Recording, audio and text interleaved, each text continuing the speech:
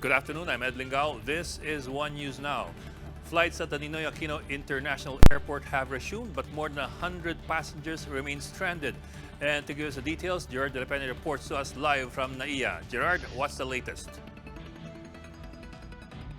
But after 24 hours, flights here at the Ninoy Aquino International Airport have already resumed as weather conditions improve in Metro Manila. But some passengers can take off just yet.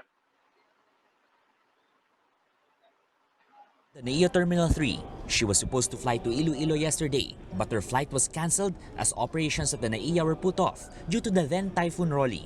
Nawala na ako mauwian ng bahay. Nakarinta lang po ako dito. Nag-isa lang po sa buhay ko. Tapos namatay pa yung pamangkin ko ng Thursday. Kaya kailangan ko talaga umuwi sana. Aviation authorities said crosswinds brought by Rolly were too dangerous at 34 knots. Planes can only tolerate up to 30 knots. Nababangga sa eroplano sideways. Delikado ho yun.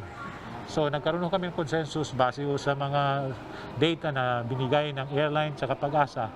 Nakapag-desisyon kami na to close the airport in 24 hours. As a result, more than 100 passengers spent the night at the terminal. Airport authorities told airlines to prioritize scheduled flights for today. However, not all passengers can make it to the provinces right away. Ang problema ho kasi, not necessarily is the flights, is the restriction of the local government. Doon tayo nahihirapan.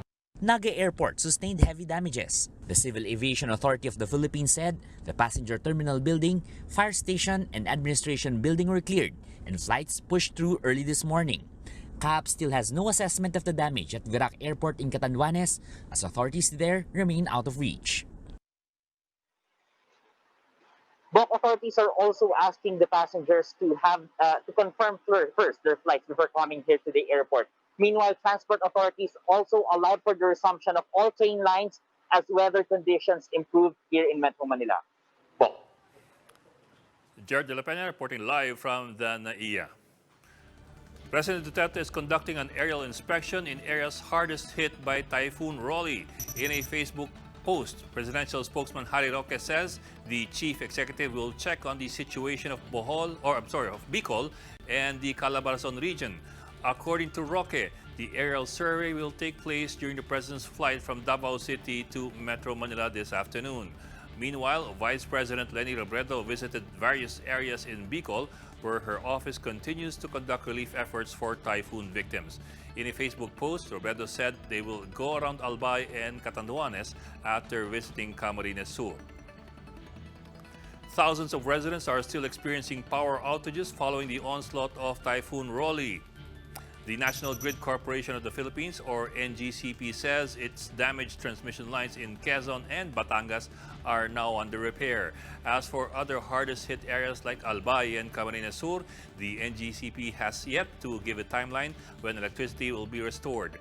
Meanwhile, Meralco says around 71,000 customers in Quezon and Laguna have experienced power interruption. Meralco spokesman Joe Zalariaga says they are hoping to restore power in these areas within 4 days.